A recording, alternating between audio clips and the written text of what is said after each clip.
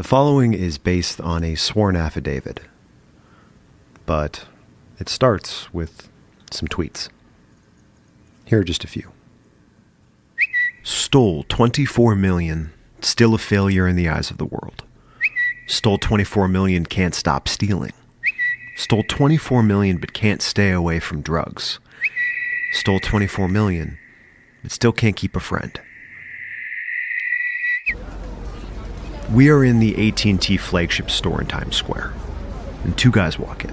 One younger, one older. The first guy, Nick, the younger of the two, is maybe 20, short black hair, gaunt face, goes up to a clerk named Spencer. Nick explains that there has been a mistake, and he needs to add his name to an account. He's got the info, the account number, the PIN, he shows his passport, and the employee, Spencer, goes to add Nick to the cell phone account.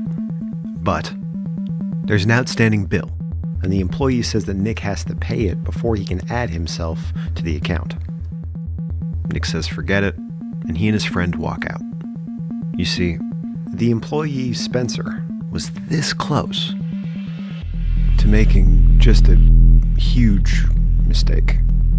Because you see, if Spencer had let Nick add his name to that account, well, let me take you through what would have happened.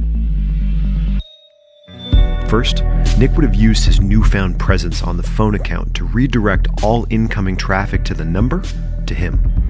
This includes texts. Then, he would have used that number to get past the two-factor authentication, protecting the original number holder's cryptocurrency wallet. The kind of thing where you're texted a PIN when you try and log into an account. Which is all to say that 20-year-old Nick would have pretty quickly had complete and total access to an online wallet worth millions. And he would have stolen every cent. Were it not for Spencer. Which begs the question. Who was the guy who walked in with him? The other guy is Chris, author of the affidavit on which this story is based. Chris is a private jet rental salesman who met Nick in the gym of a luxury apartment, played video games with him, became his friend, partied with him, figured out how Nick made all of his money, got terrified, started recording Nick, and wrote that. That story is based on his claims. There hasn't been a trial. We can't verify that. It's speculation. So what scam exactly, according to Chris, was this kid who wrote those tweets that opened the episode running? How exactly does a 20-year-old steal $24 million? This is the SIM swap on this episode of Hacked.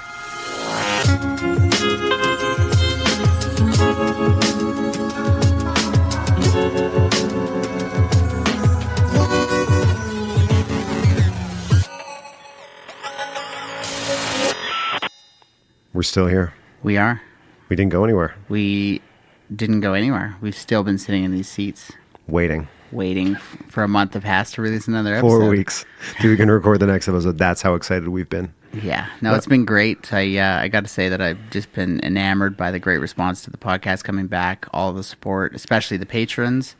And this episode shout out goes to Megan Starchuk. Thanks for your support. Thanks for being a $5 or higher donor, and we really appreciate it. It means a whole heck of a lot to us. And to everyone who's supporting us on Patreon, patreon.com/hackedpodcast, just about the best way you can support the show.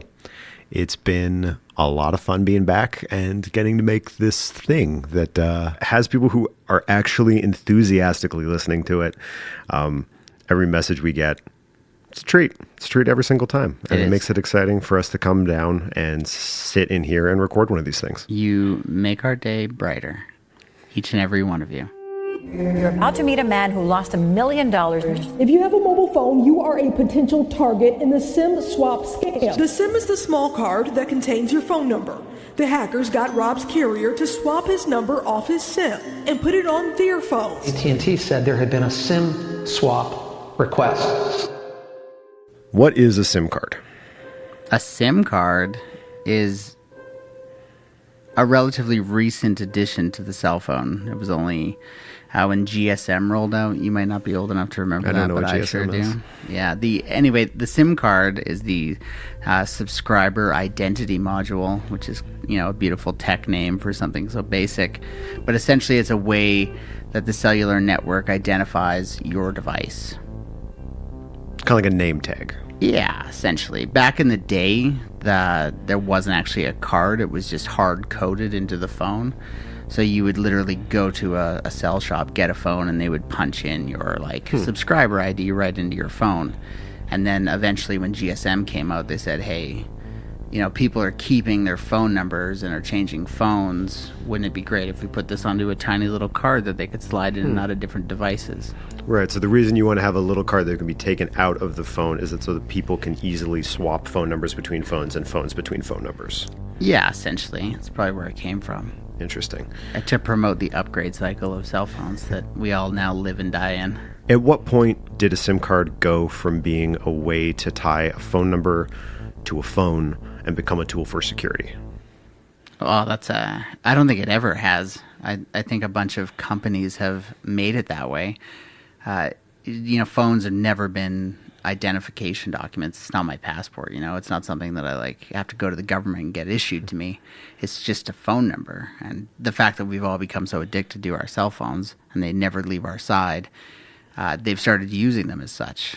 I actually spent, 5 minutes before we shot this episode and rolled through my cell phone or through my text messages to see what recent services had used my phone as such a thing. And the list was ridiculously long, and it was all major companies too. It was like my bank, it was Facebook, it was Google, it was PayPal, and it was like my internet provider at home. They all had texted me codes kind of as a two-factor authentication, or like a cheap form of a two-factor authentication. Your bank texting you a PIN code that you then type into their website. How does that turn your phone into an identification document? What is that trying to achieve? They're just essentially saying, hey, you have the password, or, you are trying to reset a password sometimes. They just want to verify that the person making that request is the person who should be, and they're cheating the system by using, your cell number essentially as a form of identification. When you say cheating, how's that a cheat?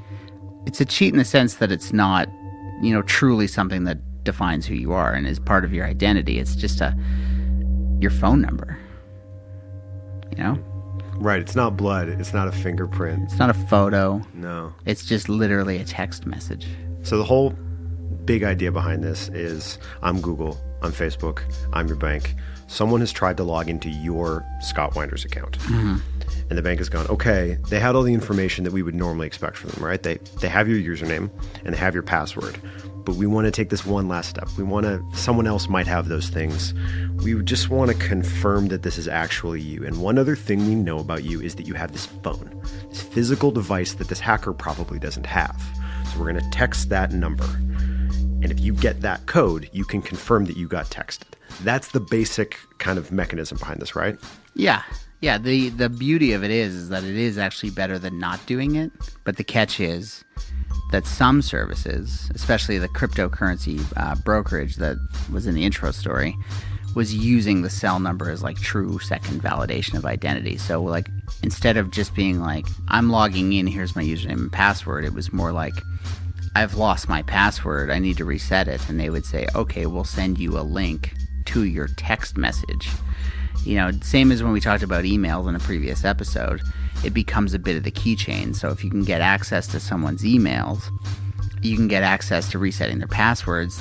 This is what the intro story was about, was the fact that now, some services are using text messages like that. So now getting access to the text message gets you access to reset their password. It's the service trusting that the phone number that they have on file is going to the person they think it is so thoroughly that they let you use that number as kind of a side door to allow a person to get into their account even if they forgot their password. Yeah. So imagine, to go back to email, all of us have lost a password to a service at some point and had to hit the forgot password button, and it sends you a nice email with a little link that when you click on allows you to set a new password. The difference is that there's really no easy way to redirect email, it requires, MX DNS records and all kinds of, complicated infrastructure that most people would need to, spend lots of time attaining access to, versus a SIM or a cell phone, which you can easily kind of get access to. I want to dwell on that. You can easily get access to someone else's incoming SMS traffic. Like you can get the texts that are being sent to them sent to you. Yeah, there's a number of ways to do that. One is just, I've personally lost a phone. My phone is very locked down. Like, I have an iPhone. I probably shouldn't tell everybody that in the world, but I have an iPhone. Anyway, it's very encrypted. There's a huge digit combo to get into it. Losing the device and somebody getting access to the device is really tough. But I can pop the SIM out of a device and slide it into another device. And most people don't have passcodes on their SIMs, so it immediately accesses the network as me, and my text message traffic begins. So that's one way, is just simply having the physical copy of my SIM card. But that's, like you said, that's physical. You have to actually get access to that physical SIM card, which, if I'm Google, your bank, or Facebook, seems like pretty good security, right? We can trust that as long as someone hasn't physically taken that SIM card, that it's still locked down. Are there ways for someone who wants access to that text message traffic to get access to it without physically having the SIM card? Yeah, there's a whole history of that in hacking. Like one of the most famous hackers in the world, Kevin Mitnick, used to famously clone sys numbers inside of old cell phones so that he could location stumble and they could never triangulate where he was. So he was on the run for years, and he would access the cell networks by essentially cloning other devices. And that was in the 90s, like 80s, 90s, and that kind of progresses right up to the intro story that we just heard, which is me getting access to your account, accessing the account on the cell network provider, convincing them to put that number onto a different SIM card. And then I take that SIM card and put it into a new device or a different device that I own. And now I'm you. Okay, so I want to be you in that metaphor that we're talking about here. And right now, all of the traffic that goes to your phone number is being sent to the SIM card that's physically in your phone. So what you're talking about is I just have to convince the phone carrier to redirect that traffic to this SIM card that I have over here. Correct. Send all the stuff from Scott's number to this new SIM card that I have. Totally. How?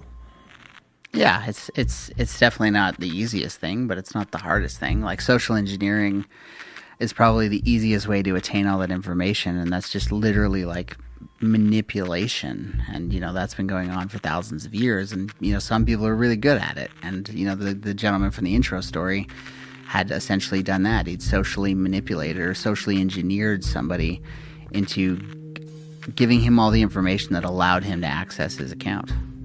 And to think that like he stopped short because of like a little unpaid bill is wild. So it really just comes down to, can the person do a reasonable impression of you? Yeah. Over the phone? Yeah. Like, my mother's maiden name is something that you probably know because we've worked together for a few years, and that is such a institutional stalwart of security, and that is barely confidential information, if at all, could be considered confidential information. So I've decided on a person whose SIM I want to clone, basically. Sure. Me, hopefully. It's you. Aww. I start doing my research. I start figuring out all the stuff about you that a person might ask me to confirm that I am you. Well, better than that, you probably have an account with a cell company. You could pretty easily figure out what questions they're going to ask. Right. You call them up and say that you need to do this for your own account. You figure out all the questions they're going to ask you. Now you have basically a laundry list. This is the information about this person that I have to go get in order to be able to pull off this hack. Yeah, correct. Huh. That seems like a giant vulnerability. It's like the oldest vulnerability, and it continues to pay out. Okay, so I've decided I want to go after your SIM card. I do my research. I figure out what I need to figure out about you, and then I just go hunting. And let's say I stitch together all of this information. What's the next step? Where does it go from there?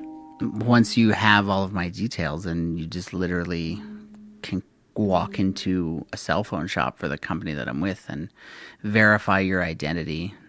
Say that you forgot you have your ID. In some of these higher level cases, they often have what you call an inside person who works at the cell company, who can provide you with some of the details and bypass some of the security restrictions for you, which facilitates your access. So that is some cases where there are multiple people, but in other cases, I don't know the last time you made serious changes to an account like this, but it's not a very rigorous verification process.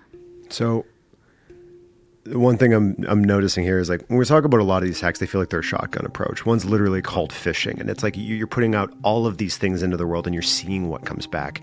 This feels different than that. This feels like the amount of work necessary to get one person's traffic sent to this one device. Like, there's research involved. You have to impersonate the person. There's real vulnerabilities in this process.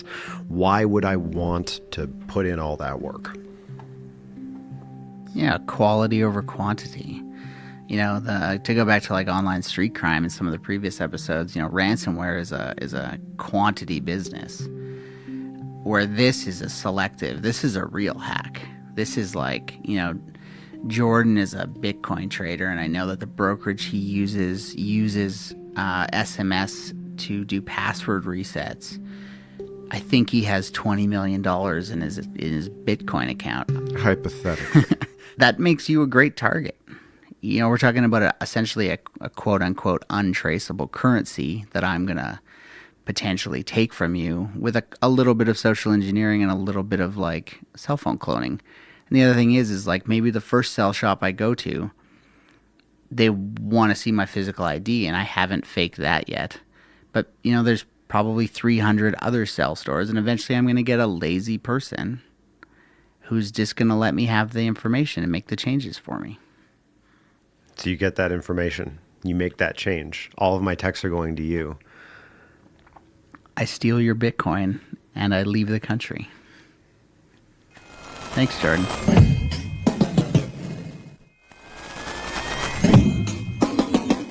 How do SIMs actually work? Yeah.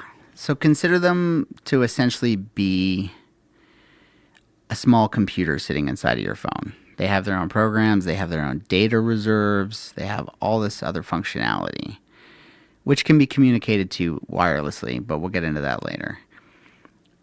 When your phone tries to log on to the cell network, there's really two big pieces of information that are critical to that process. The IMSI number, which is the International Mobile Subscriber Identity Number, and then the KI, which is the key identification. So consider these kind of like the username and password. And they're often, kind of coded into the SIM card. So these username and password kind of have an encryption algorithm that they kind of vibe with the network. And that grants your phone access to the network. So that's kind of how they work. We could get into the encryption side of it, but probably don't need to. There's different versions of SIM cards over the last, 20 years. And the first ones were very easily clonable. The encryption algorithm was really basic, and you could actually brute force kind of figure out what the key identification or the KI number was. That's been mostly fixed in the newer ones. So in like the version 2 and version 3 of the like SIM standards, it's much different. So they're much more secure than they used to be. Sure. So there's really no reason for a hacker to try and figure out what that IMSI and that KI number are, because it's just going to be too difficult. You need to just get the traffic redirected to a whole new SIM card with a whole new IMSI and KI number. That's going to be simpler than trying to work through these impossible numbers. Yeah, often. To go back to the, quote unquote inside person, if you have true access into the cell network information, you can actually grab data tables of all of this information and just kind of make your own SIMs. So that's a different way to solve this problem. So instead of trying to trick someone to redirect the traffic, you just get access to the tool for redirection, basically, and redirect it yourself? Yeah, essentially, you could just code your own SIMs. Seems like that's like God mode. It seems like you could do some insane damage if you got into that back end. You get a special badge for that one. Yeah, and then actually there's a rumor in 2010 that Gemalto, one of the major SIM manufacturers, was actually hacked by the NSA. And it's kind of a complicated story, but they never proved it was the NSA. The NSA never took credit for it. But essentially, it looks like they hacked Gemalto to verify whether the entire global cell network was at risk, because Gemalto had most of this information. So kind of accessing the ultimate God mode, where you're not just in the cell network, but you're actually at the highest level, getting like 7.2 billion SIM cards worth of data. And theoretically, if you were in there, you could redirect the traffic from any of them? Well, you would have enough data. You would have enough data that you could really cause a havoc. You wouldn't be able to redirect the traffic as much as you would be able to start making your own SIM cards. So you'd be making clones of the username and password to log on to any cell network you wanted to. There's definitely like a certain like kind of elegance to the whole solution that makes a lot of sense to me. In spite of that kind of human vulnerability we've been talking about, is there a version of this that removes that? Is there a version of this that works better? Yeah, well, it's actually coming. So like I have an Apple Watch on, which again, I probably shouldn't tell people. But that watch has what's called an eSIM. So they've essentially gotten rid of the physical devices. So a lot of new phones now, you don't actually slide a SIM card into. They have a, virtual SIM. So there's a separate security profile on my phone that downloads from the cell network, my SIM card. But then it can also be taken off of my watch.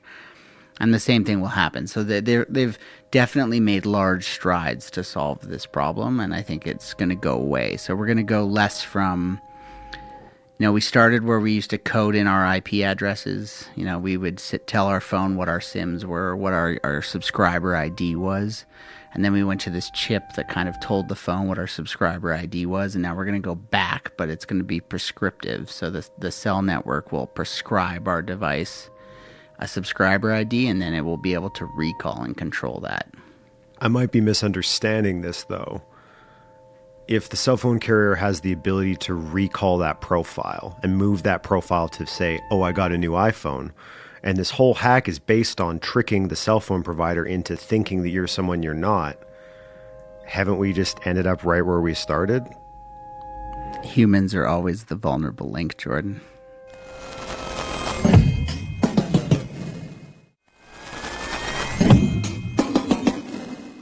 I guess I'm curious, like, is there a way to do this without tricking people?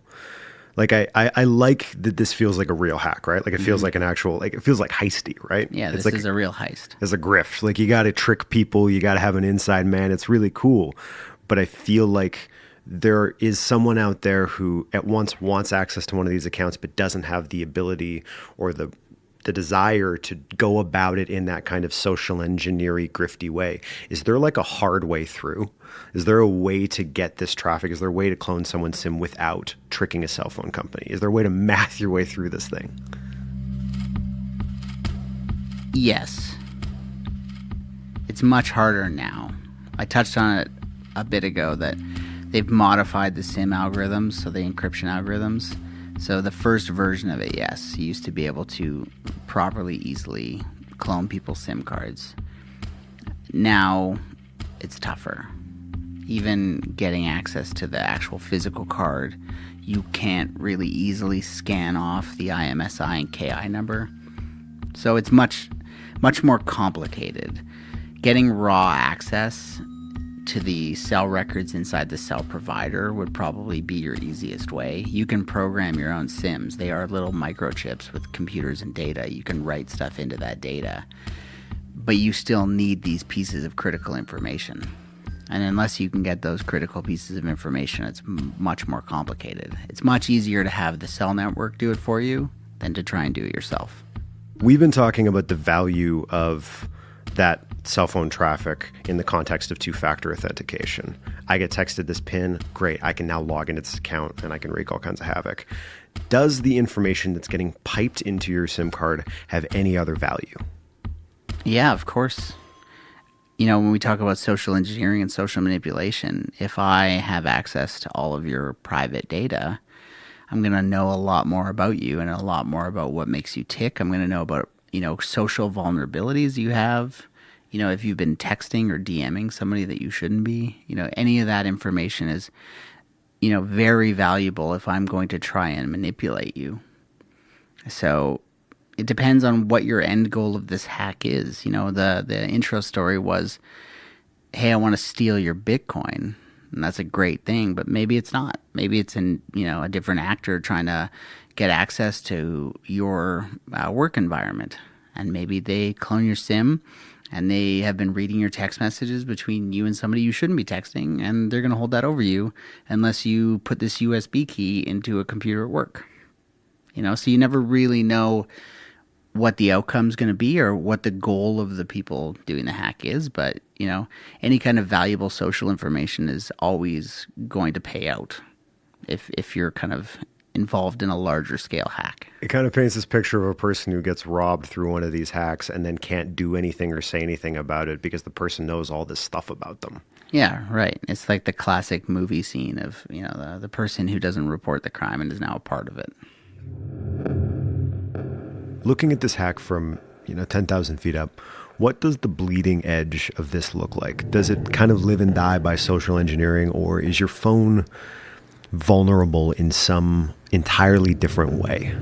No, I think your phone's eternally vulnerable. They've done a really good job encrypting the local files and things like that. So they've done a pretty secure job. They've been in big fights with the FBI and the NSA about, kind of preventing them from having a backdoor into it.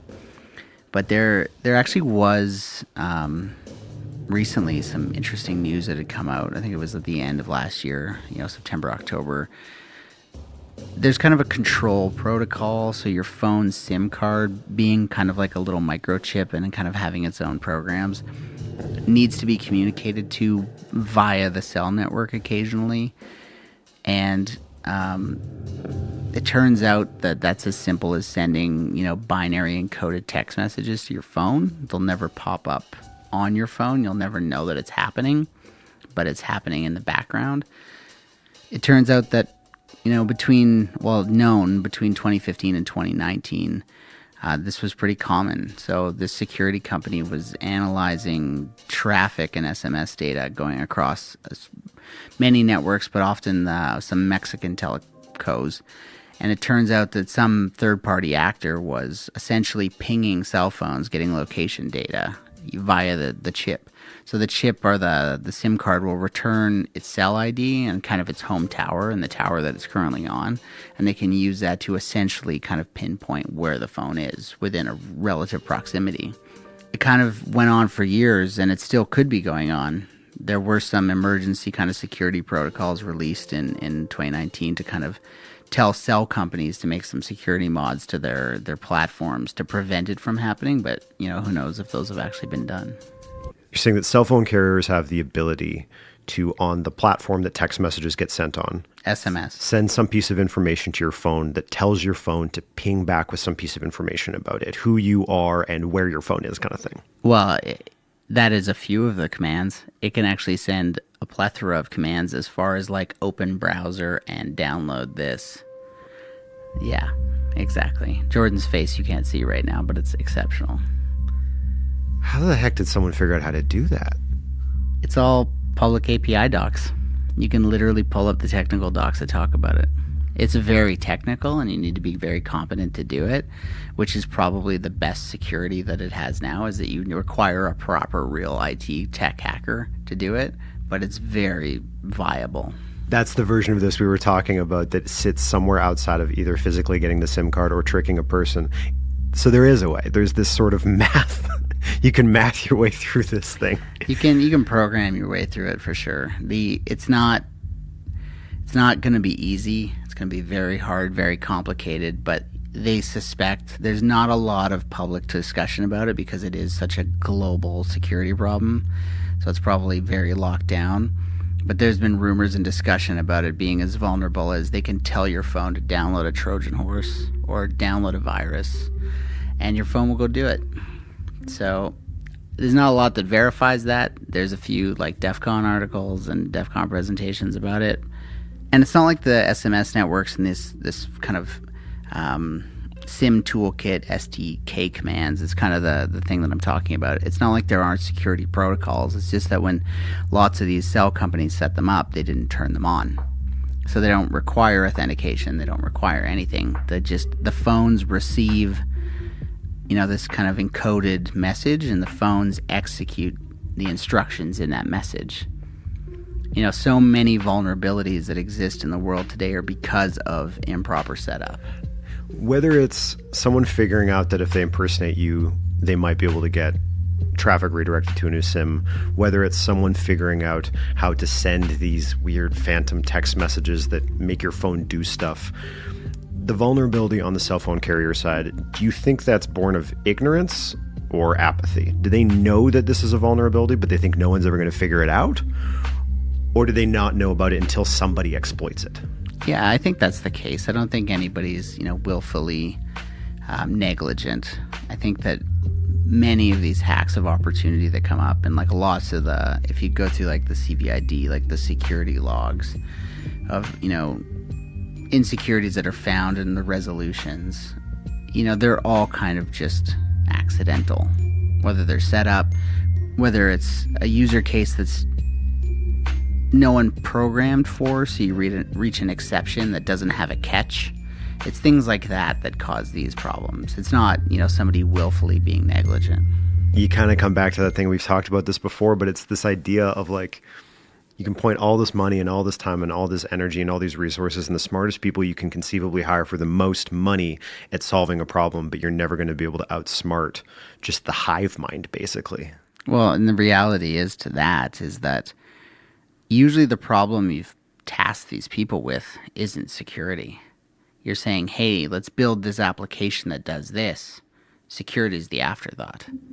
So, all these smart people put their heads down and they build you this great piece of software, this huge cell network, all of these wonderful things that we use, but security is still the afterthought. They haven't spent all that time focused just on how do we make this the most secure platform ever.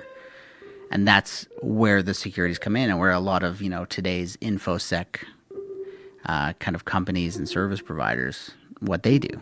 Last question. Thinking about these systems, the ones that, they've been improved and reiterated on, but were at their core invented decades ago. When the people who were designing those systems were designing them, were they thinking about security, or were they just trying to make it work?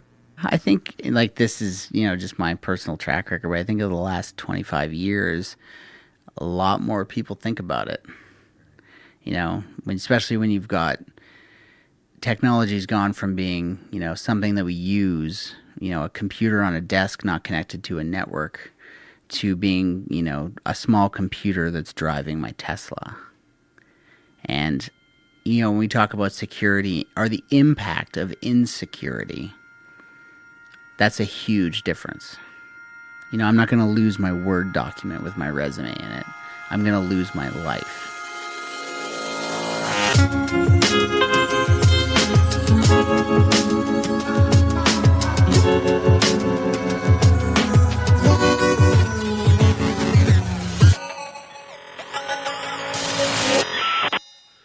Welcome to the Hacked After episode, Question Hour. Hacked After Dark, where we answer listener questions from previous episodes, or just about anything about life and love and finding your way in this crazy world. Our question this week is from our last episode, DDoS for Hire, and they wanted you to dig a little deeper into how a DDoS attack actually takes a network down, the mechanic by which they take down a network. Yes. Thanks, Jordan. And I apologize. So a DDoS attack taking down a network. So let's go back to one of the ways, data pipe. So say we have X bandwidth. Let's say that X bandwidth is 15 megabits per second. If enough people are attacking me, sending data traffic, packets of data into my pipe, the pipe eventually fills up. And that means no other data can get into it. So if I'm trying to go to Google, there's no traffic inside of that pipe left to let me out to get to Google. So that's one way that it knocks you down. That's the most common recreational way that it knocks you down. The major other way is that when you overload a network so much, with so much traffic, that it'll actually overheat and shut down the physical electronic boxes that move packets around networks. So if you're sending so much traffic through that the capacity on all of the network routers and switches is capped out, eventually they might overheat, shut down, melt. So those are the two probably main ways that DDoS attacks affect and disconnect things from the internet. I have nothing to say to that. You can melt someone's computer. Oh, you wouldn't melt their computer. You'd melt their, modem or router. But it wouldn't actually melt. It could. If it overheats enough, it could fry the chips. That's like a real thing.